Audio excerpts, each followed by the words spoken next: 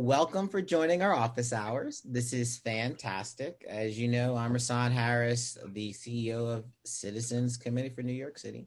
And this is a special conversation we're having with a guest. A couple of announcements for board members or anyone who's a stakeholder.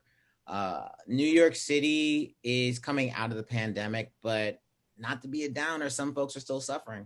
So we're trying to do that balancing act of celebrating the victories and always leaning towards hope because the human spirit is resilient, but also not being so flippant of understanding the work that needs to be done.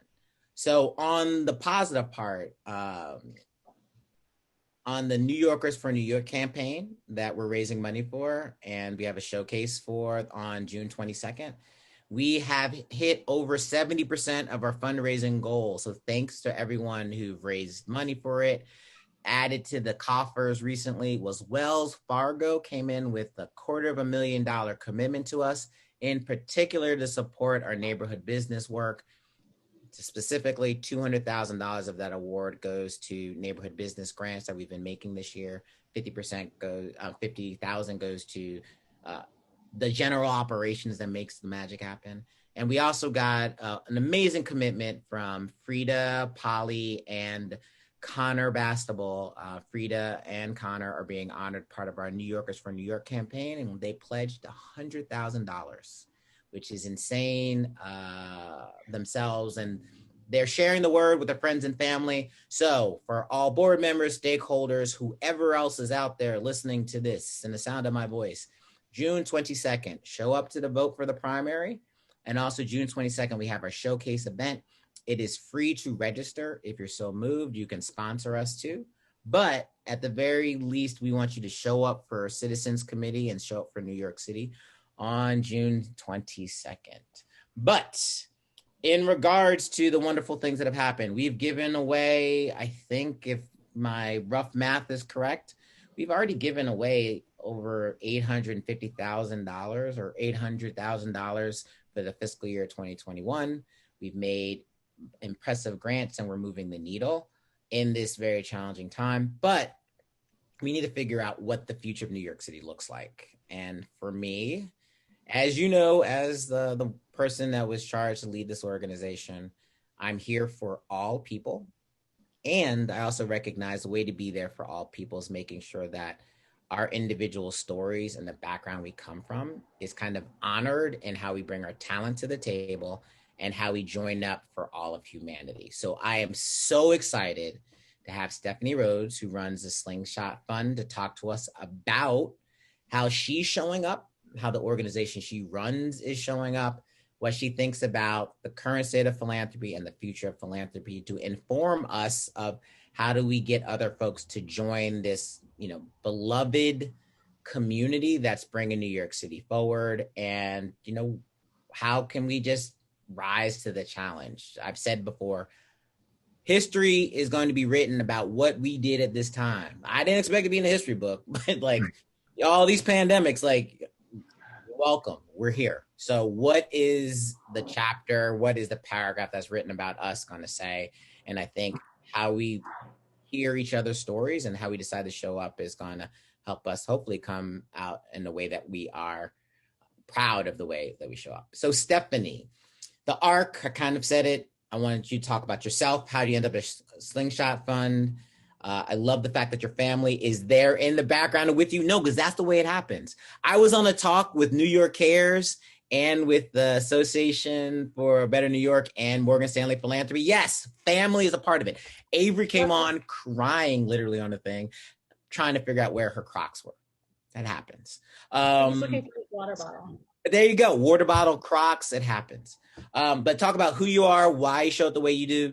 What do you think about the current state of philanthropy? And then the last question will be about what do you think about the future of philanthropy? And then, we're going to wrap this up around 3:30-ish, but I want to hopefully open it up a little bit if Harry and David have any questions that will allude to other questions that are out there. So first and foremost, Stefanie, who are you? Where do you work?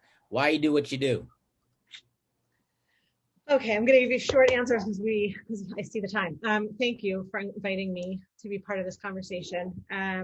I am Stefanie Rhodes. I am the CEO of the Slingshot Fund. We are based in New York, but we are a North American organization. And our vision of the world is that next gen funders are full and equal partners in shaping and leading a vibrant Jewish future. I got into this work after spending a bunch of years in advertising and tech in California. And it feels cliche, but even at the time when I was living in California after 9/11, I just felt like I wanted to do something meaningful. I had done the fun stuff for me, and now it felt like, how could I merge fun and meaningful? And I grew up in the Jewish community, and that just felt like the place that I would have the greatest ability to impact. I met a rabbi at a sushi restaurant, started working for them. Hugh got into grad school in New York. We moved here. I thought I'll never get another job in the Jewish community again, which seems ironic because it's New York City and there's like a million Jews on the island. So I wound up working for an organization called the Jewish Funders Network, where I spent 9 years, and really got into working with young folks around philanthropy and how to support them in leaning into their leadership and vision and the impact that they want to have in the world. So that's the quick and dirty. No, that's a fantastic summary. I want to let Harry and David know that if you have questions that come up, put them in the chat, but I'll try to get through my part with those 3 parts of the outline. And then, we can either go to what you have in the chat so you don't lose it, or, you can just ask her live later or. So I don't know the rules of a kosher. Is sushi kosher? Kosher? It is. I didn't know that. So I just wanted to know. I just wondering. But interestingly, Slingshot was started by a group of next gen folks. And it actually started as a guidebook to the most innovative projects in Jewish life. And they threw a launch party, and I went to it as a guest. And they actually very intentionally did not serve kosher food because they were trying to sort of buck the system a little, like do things a little bit differently. And I think they took some delight in pissing off their elders. And so holding a Jewish event with non-kosher food. So. Oh my goodness. Still tread lightly in that space. Well, I mean, but it's not, you bring up something that I think also creates a bridge to the next question, which is talk about philanthropy in the current moment. But you kind of allude to this, right? You can be part of a community, but also be a bridge to larger issues. You can be inclusive, but still reverent to your past. And like both of those, that tension can all reside. But talk about that and talk about your current philanthropy. Right. So actually, that's really the crux of who we are and that's the tension I think we're holding all the time at Slingshot, right? The majority of the folks that we deal with are young inheritors. I mean, there's some of them are also earners and some of them are solely earners, but by and large, our constituents are inheritors who feel a great sense of obligation in the most positive way and responsibility to carry on the legacy of their family members who've earned the wealth, right? And in some moments, there's a real tension there between the way that they view the world and the future and the way that the family has always viewed the world and the future. And so we're certainly, right, like in the business of trying to help them find that balance. And it's interesting, right? Like, the Jewish community is one of history and tradition. I think, like, if you ask me to choose a word that described my sense of the community, my mom always said, and I think it's true, right? Like, it's about tradition, the rituals, the like kosher. You did kosher food back in the day because it wasn't healthy. Now people are doing it because that's just what you do. I do not, but so I think this is right, like part of what our folks are about, and really. Given the way industry is these days, right? Like I have 10 board members. They're all under 40, except for one of them. I think she's 42. They all either run or own their own businesses. They're really entrepreneurial in their own right. If they are working for someone else, there may be a couple who their day job is not an entrepreneurial venture of their own, but they're really like out front pushing boundaries in real estate and health and finance and right. And so what we're finding is that tension with tradition is really rubbing up against empowering young folks to take a seat at the table in philanthropy, right? And there really seems to be a bit of a push-pull on making room. Like my the way I think about this is not that people have to get up and walk away from the table, but wouldn't it be great if actually we just put some more chairs at the table and let some young folks sit there and sort of all lead together. And again, look, like the way the community is evolving, I think it's now over half of the Jewish community's young folks are marrying people who are not from within the community, which the generation I'm in, by and large, certainly the progressive side, that's amazing, right? Like we're becoming a more diverse and interesting. And by the way, I'm also the board chair of the Jews of Color Initiative, and we've been putting out a bunch of research that minimum 15% of the Jewish community are Jews of color, and not because they've married in, but actually like authentically Jewish folks from around the world and America included, like my husband, like our friends who are Jews of color. And so, we're also seeing sort of the family units are diversifying, and the younger folks seem to be bringing in more and enriching the community in that way. And that's also something I think we're holding and we are aware of, and we want to support and fund, and gender issues, and how do you make room at the table for women and make sure for pay equity at Jewish institutions, right? Also, social services. There's the Federation, Jewish Federation of North America, which is certainly a place our parents were all sitting at those tables. But in this moment with COVID and with everything else, particularly UJ Federation of New York, right? Like is a trusted place to invest in. If the intention is to channel the money through a Jewish institution, it's a really great place to do it. And we know that that they'll do a good job of funneling the money into the community. And there's some tension even still. What is Jewish giving? Is it to Jewish institutions? Is it with a Jewish value set? And certainly with world events, we've got a lot of folks who want to make sure that the Jewish community is seen as being supportive of all the other communities in New York and beyond, and want to make sure that we're seen as partners and allies in that work too. So I don't know, I think, Rasan, that I hit all of your questions. Whoa. Wait, let me say, that was amazing. I want to lift up a couple of points that you made in particular, because I don't want to run over them because they're universal. The one universal thing is, what is Jewish? What is New York City, right? Back 1975, when we were founded, New York City was one thing. Actually, it wasn't one thing. It was one thing who was telling the story at that time. It was other things that are other stories that might have been a little bit less visible, but it was one story the way we were shown. Then 45 years later in 2020, when I take leadership, what's New York City? Demographically, it's changed. New York City as an idea is a solid idea, and it hasn't eroded and gone anywhere, but it does evolve. And so I think for the Jewish community, it's like, is it kosher? Is it not kosher? Is it cultural? Is it religious? Is it observant or it's not? All of those things are in it. And when I say New York City in 1975, like what picture do you have in your head? And then when I say in 2020, the picture is going to be different. And I would say, say what a Jewish person is at one point, and you named it. Like there's so many intermarriages and all these things that are happening that we need to be able to evolve and still hold on to the fact that being Jewish and preserving that's such a beautiful thing that it should never be extinguished. But we can't not let it be inclusive. And so you can be both and I think it's really hard for folks to it's black or it's white. It's there's so many things in between you could be. So it's not that easy. No, and we could be having this conversation within a Jewish context. That is to say, we could all be sitting here trying to imagine the future of New York, right? And thinking about it in completely modern today, right? Like 2021 terms. The breadth of folks within this city who identify as Jewish or Jewish, right? It's a pretty wide spectrum, and it's the expressions of it and the ways it is expressed are vastly different. Awesome. So I want to connect this kind of the last current and future philanthropy. Talk to me, and I'm gonna make it even more poignant.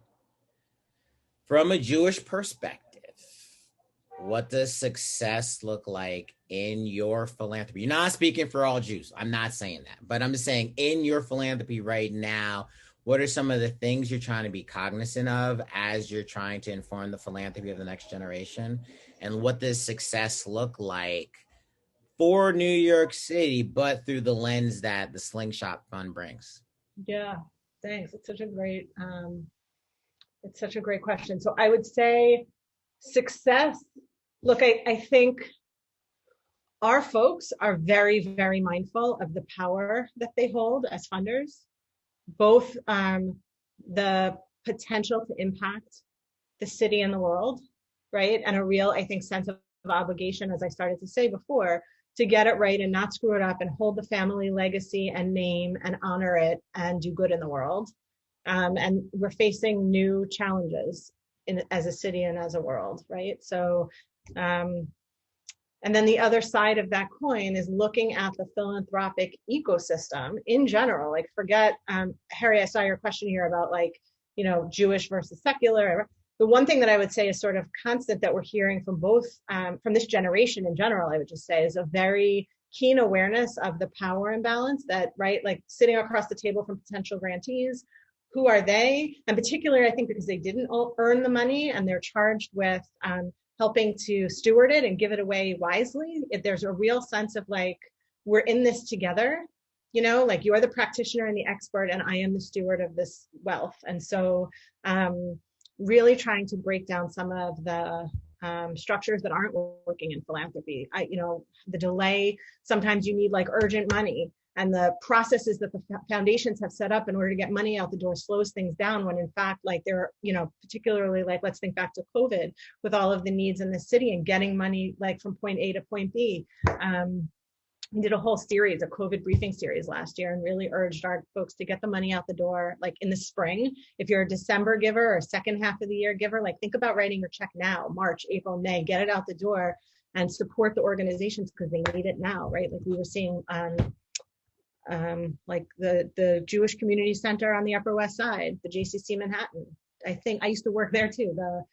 Some 70-something% of their income every year is generated on programs and revenue from the preschool and the gym and things that were shut down. So, right, like how do you think about keeping a place like that going when 75-ish% of their revenue is actually generated on day-to-day programming that they can no longer run? So it's really sort of thinking about both the power and holding it in a way, leaning into it, being mindful of it, being humble, and really trying to be really authentically good partners with the grantees. Is that, and in terms of like success for the city, I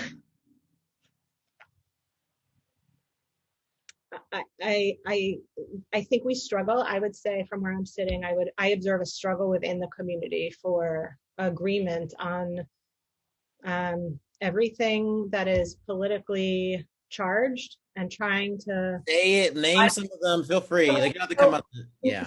To know. So, in the era, and this is not a slingshot, this is, I'm speaking personally, we don't delve into this stuff, but like really around like politics, when it came to the Trump administration and some of the stuff that was going on and watching rising anti-Semitism and watching things that folks felt like were really actually pushing, right, like supporting that, and organizations that weren't speaking up for fear of losing donors who were voting in that way, versus the more progressives or Democrats who were alarmed and freaking out about it and wanting to do something. And where's the leadership? And is there a place that encompasses all of us, right? Like, and around COVID, you're watching the really ultra Orthodox in Borough Park not wearing masks and sending their kids to school, sneaking into, having thousands of people at a wedding. Like, we're all part of the same community, and yet certainly we do not all see eye to eye. So that certainly, I think in the future of New York, it's a tension. And then there's,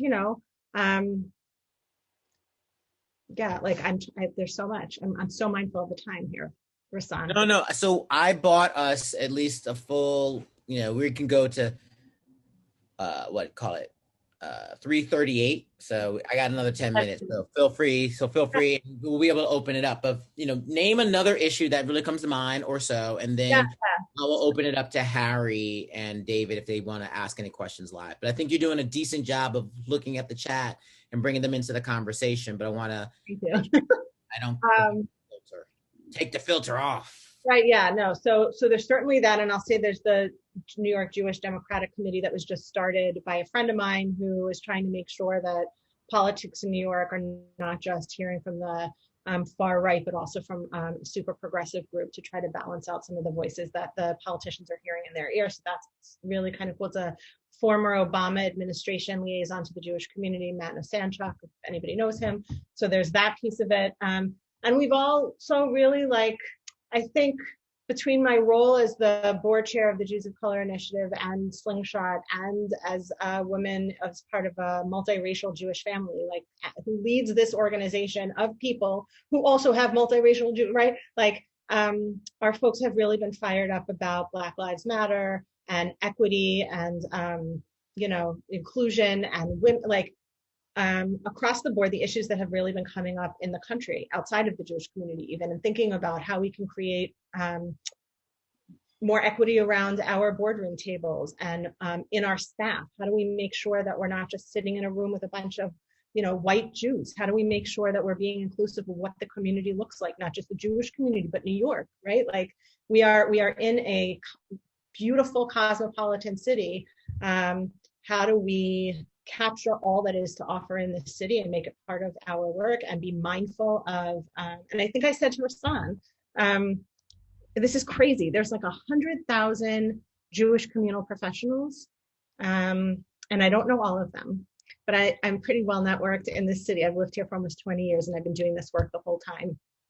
I don't know a single Jewish communal professional who died from COVID, and I'm sure that they exist, but that tells me something when almost everyone I know has family or friends who have not, who have lost folks. I think we at Slingshot are sitting back kind of mindful of that and trying to figure out, how do we balance things out a little bit more? How do we move forward into the future from this moment as those of us who are New Yorkers, and certainly all of us who are global citizens. There's also everything that's been going on in the Middle East, and there's not enough time in the 11 minutes. There's so much to talk about. But yes, so all of that is both a tension that I think affects us as New Yorkers and as residents of this city, and as global community members. Yeah.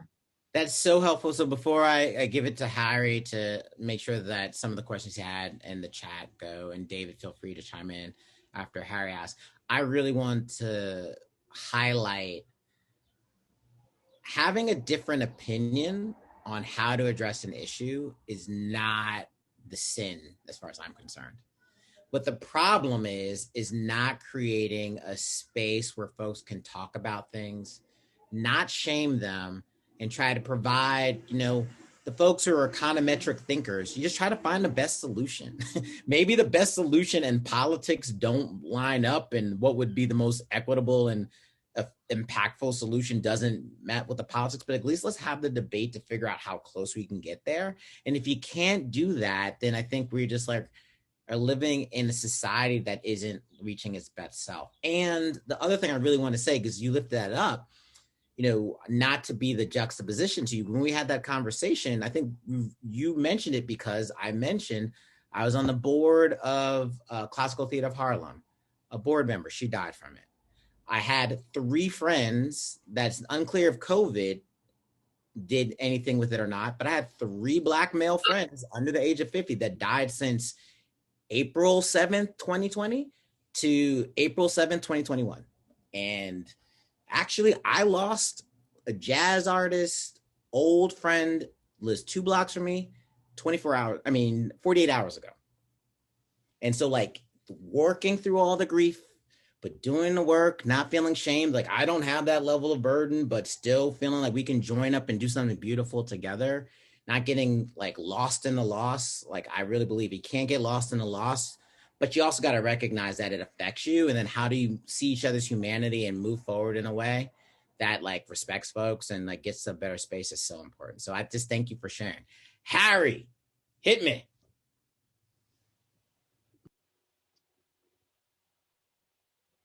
Unmute.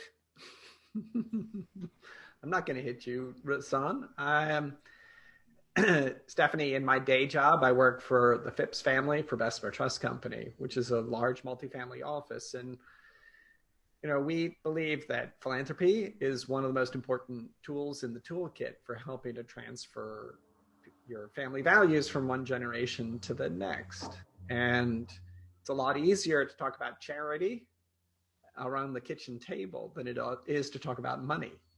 Mm-hmm. And so we think it's a really interesting conversation piece. I'm curious to know if there are trends in Jewish philanthropy among Next Gen members that are different from non-Jewish peers. Right. Is there sort of a religious focus or guide? So interestingly, the folks who we deal with, it's not, and in fact, one of the things that they are wrestling with is like, what even makes this Jewish, right? Like, I feel like it is, I know that it is, but how do I know more than like the gut feeling? And by the way, is that enough? When I sit down and I think about my contributions to some of these social justice organizations and the work outside the Jewish community, what is Jewish about that? And I'll name another tension, which is for a lot of this generation's young Jews, when they show up in social justice spaces, it becomes quite uncomfortable because there are all sorts of assumptions projected on them about what their relationship to Israel must be, and therefore what they're doing in that space. So I think that is, we actually have just decided, and we are focused exclusively on North America, and we always have been, but on some of these larger issues that are affecting the nation and the world, we cannot keep doing the work we're doing without wrestling with this piece of it. And so if you ask me, like right this minute, what I think the biggest difference is between them, I think probably this generation feels their faith in many more ways than showing up in some sort of beautiful service once a week or in observing food laws, since that's where we started, Russell. But I think it's really sees their values, their philanthropy as an expression of their values, which oftentimes, to your other question, isn't that far from where their parents or family was. They may see certain things differently. Where I'm always hearing that big tension is certainly around Israel politics. That is like the unspeakable even at their dinner tables. And then what it means to them when they try to show up in support of other communities, all sorts of assumptions about how they must feel, and then leading to questions about why are you even here? So I don't know if that is helpful or not, but I think the other thing I'll say is generationally, I think it's this, our folks are 20 to 40. They grew up with this in the palm of their hand, creating the world that they see the way they want it to see. They listen to who they sounds like them, and right. And so I think with the way that they want to engage Jewishly or otherwise, it's really like co-creating. Like, don't make it for me and give it to me, but let me be part of imagining what it looks like, which is where the piece of being full partners in creating and leading from our vision comes from. That really it's about not just don't have somebody else create it for me and give it to me, but let me help you imagine not only what I want, but what it could look like. I think that's a generational thing. I don't think that's a Jewish thing. Just really quickly, I wanted to add and then give David a chance to ask a question, and then maybe like we'll do wrap up. Stefanie and I talked like, certain issues are really, really tough. And I'll take it out of the Jewish context. I'll even put it in the Black community context, right? There are neighborhoods that are riddled with types of activities that whether you're Black, whether you're Latino or white, you never want to see. You want to make sure that folks are safe and together. But then at the other side, as you think about policing and what does public safety look like, over policing and not respecting people's civil liberties is a non-starter. And folks leading with love, like I want my child and my family to be safe and feel proud of my community. And I want to make sure that, it's not so authoritarian and that we're like over militarized that safety isn't just in jeopardy by other folks in my community, but also from the powers that be, is a debate that folks can be on different sides of. But the question becomes, how do you lead with love and what we're trying to get to, and have that always be like literally home base, that if we venture out into a conversation, it gets a little hairy. Like, oh, let's go back. Wait, we all want to start with love and opportunity for all. And then we venture into the other parts. And hopefully that helps depoliticize talking about race, talking about gender, talking about LGBTQ, because that's not political. That's what people are. The power imbalance, that's political. All right, so let's talk about it. The process of redistributing power, that's political, and we got to be careful about that. But like just showing up as a Jewish woman that goes by the born a woman, but goes by the pronouns he and she, like that shouldn't be so political. That should be more like, okay, I see you, let's respect them. How do we work that out and integrate that into a larger community?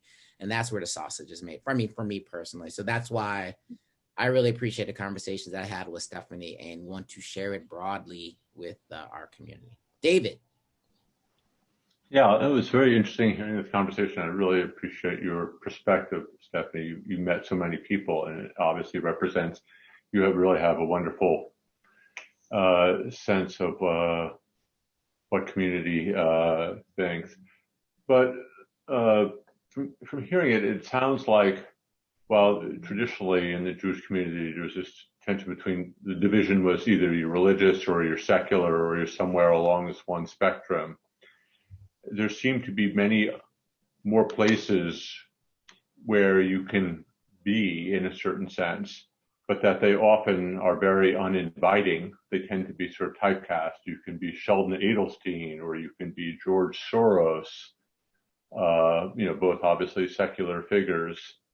You can support Israel or not support Israel. And there seems to be these identifiers where you are stuck in sort of one extreme or the other, and that nuanced position is hard to find. There's kind of an erosion of an ability to choose your own ground. That's probably felt by Jewish people, but many other people as well. Any thoughts on that? So I think that's true. And the Rhodes family belongs to a community called Lab Shul that is everybody friendly, God optional. Our rabbi is a gay man who's the 45th rabbi in his community. His last name is Lau Levi. His great uncle was the chief rabbi, and his cousin is now the chief Orthodox rabbi. He fought in the Israeli military. This guy has all the street creds in the world, and it's the most inclusive, beautiful, musical, rigorously brain-twisting, thoughtful Jewish service, ritual, whatever, that any of us in this house or our parents, we bring them to sometimes, which is all to say, I think, that type of ritual is only the tip of the iceberg, but I do see even the most rigorous application of Jewish identity, Jewish life, Jewish text and ritual is flexing. They are part of a group, that Lab Shul, of 7 or 8 different emerging Jewish communities that are equally rigorous and equally creative and broad in their thinking about who is Jewish and who can be there. And I will say one other thing, which is like, the rabbi told me, he's a friend of mine, and said to me, high holiday services several years ago, he noticed a bunch of ultra-Orthodox men sitting in the back with the hats and the jackets and the payas. And he went up to them after and he said, like, what are you doing here? Right? Like, I'm thrilled to see you. Welcome. Thank you. How did you find me? What are you doing here? And they were sobbing, we need you. Like, this is what we need. We heard about you. We had to come find you. He said, fine, come to my apartment next week. I want to hear more about you and what you're looking for.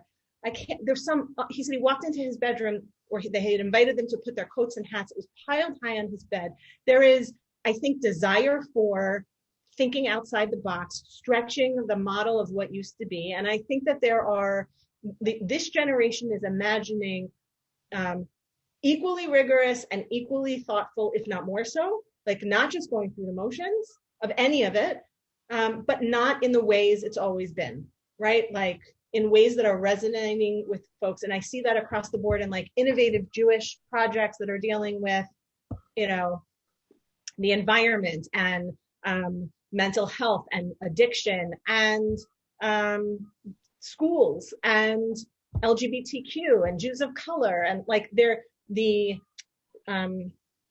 I really see that the community has opened up and is offering some unbelievable intersections. We are an intersectional community, and I think we are really starting to realize that and seeing it as an opportunity more than anything else. So I have a lot of faith in the direction that we're headed.